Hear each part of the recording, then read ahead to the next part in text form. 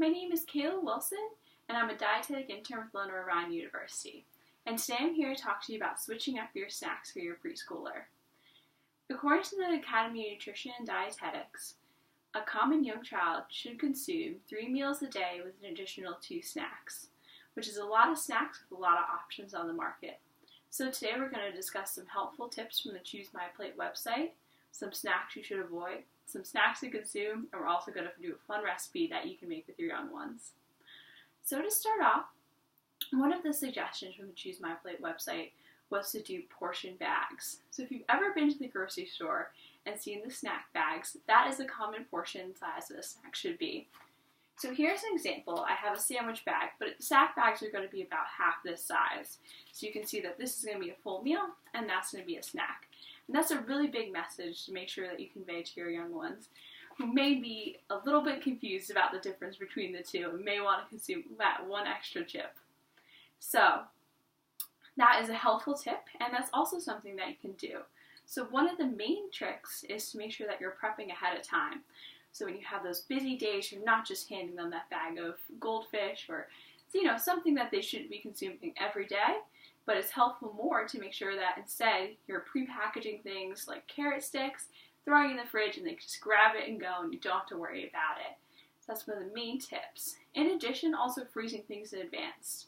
So today we're going to be making a smoothie, but if you make those in advance, you can freeze them overnight and then just defrost and you're good to go. And it should be defrosted by the middle of the day. So some of the snacks that you make sure that you might want to avoid or just limit is going to be things like Ritz crackers. So there is a whole grain version of Ritz crackers, which is the better option. But again, these are a little bit higher in fat, higher in calories, and higher in sodium that they have added. So this is something that your child's going to want to get in moderation, but probably not every day. Likewise, same kind of goes with the goldfish. The goldfish, again, are something that your kids will be grabbing for. And if you are going to purchase them, make sure that you're doing the whole grain option. But they are high in fat, calories, and the sodium content. Likewise, our potato chips here are also not a very nutritious snack for your kids to have, and they won't keep them going in between meals. So again, something that we want to kind of tuck away, not something to give our children as a snack. Fruit roll-ups, again, they're going to be more of our dessert items, not something as a snack. And lastly, we have our granola bars. Same along the lines with the fruit roll-ups, they can be high in calories and sugar, so we're going to want to watch out for these. If you are choosing a granola bar, they're great if they're more nut-based. And just you can see the whole nuts, not so much dipped in chocolate because that just adds the sugar. Sometimes there's also high fructose corn syrup in there as well. So just make sure you're label reading and kind of choosing the best ingredients possible and choosing ingredients that you recognize. I think it's the most important key with these ones. Likewise, some of our snacks that we may want to include are fresh cut veggies.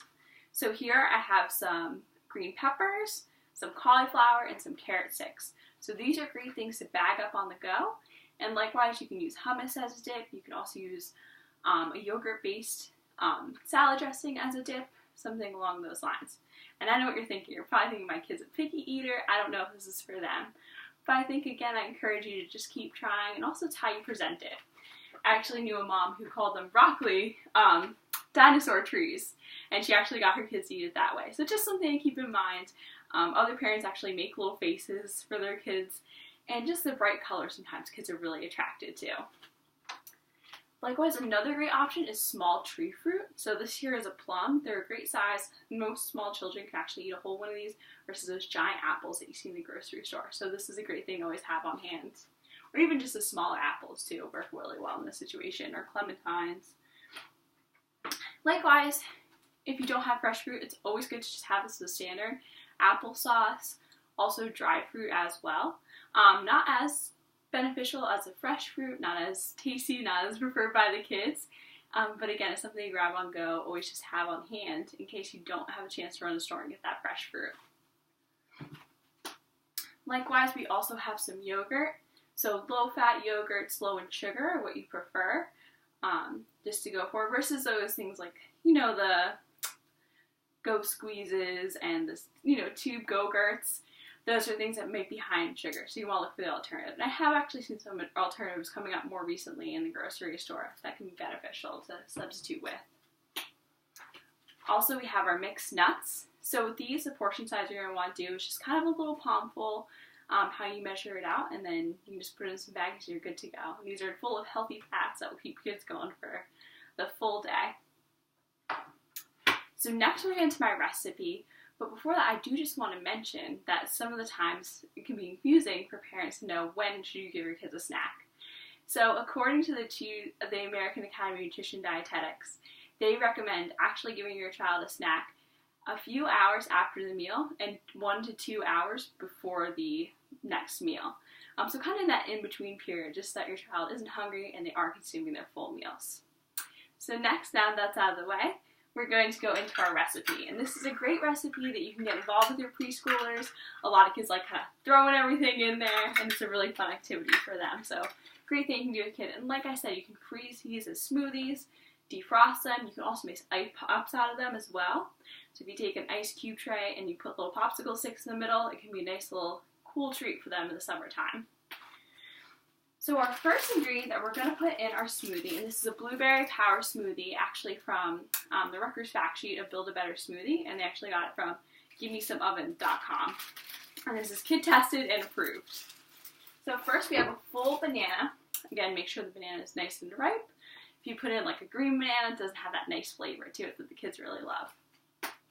Our next ingredient is going to be half of an avocado. So again, we're incorporating our healthy fats here.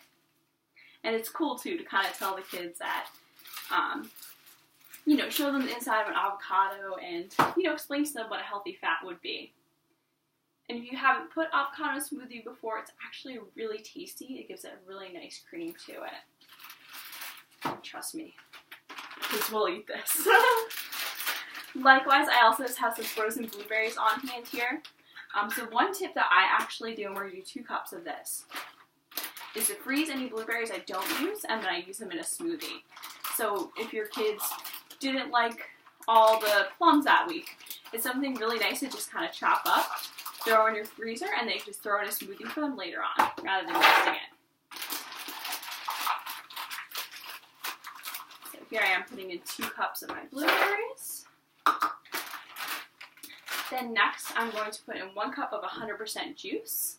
So again, when you are doing snacks, the tip with juice is going to be that it is high in sugar, but you want to make sure you're choosing 100% juice. Some of those non-100% juices will contain high fructose corn syrup, added sugars, and things that aren't really super beneficial. So here I just have 100% cranberry juice. But you can really substitute with any cup of 100% berry juice.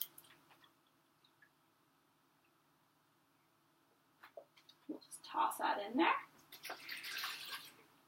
And last but not least, I'm going to do 1 cup of ice.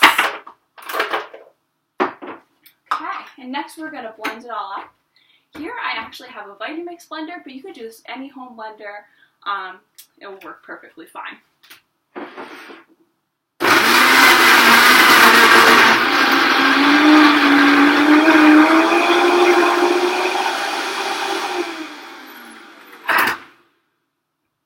And voila, after a few blends, we have my purple power smoothie.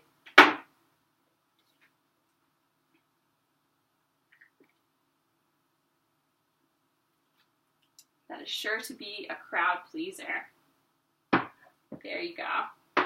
So thank you so much for watching my video today, and I hope that you have some healthy tips that you can take home and make for your youngsters. For more information, please visit the ChooseMyPlate.com, as well as the Academy of Nutrition Dietetics, eatright.org, also has some really healthy tips. And I'll include the links below, as well as a yummy recipe for the purple power smoothie. Thank you so much.